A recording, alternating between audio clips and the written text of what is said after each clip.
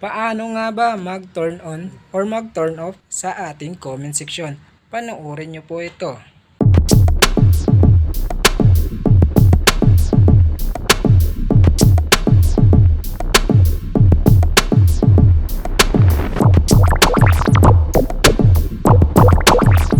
Hello mga tol, may bagong upload naman po tayo sa ating YouTube.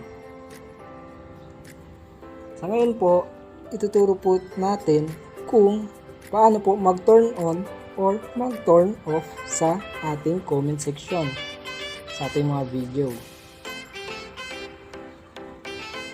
At kung interesado po kayo, huwag niyo pong kalimutan mag-subscribe at i-click ang notification bell para palagi po kayong notify sa aking mga latest na uploads.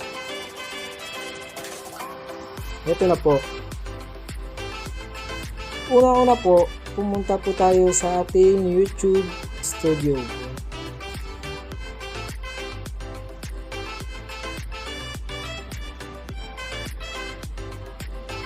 At hanapin po natin ang ating mga video po na gusto nyo po i-turn off or i-turn on kung naka-off po ang inyong video.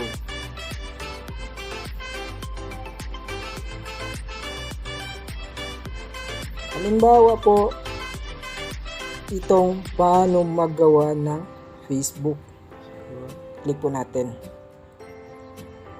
Pagkatapos naman po, kung nakikita nyo po itong lapis, i-click nyo po.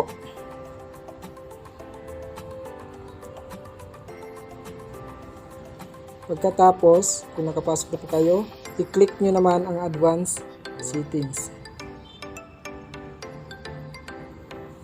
Ito po sa akin na allow comments, naka-turn on po ito.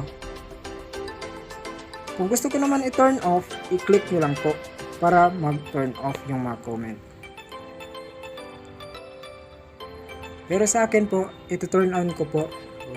Ayan. Tapos, i-save po natin. Ganun lang po kadali.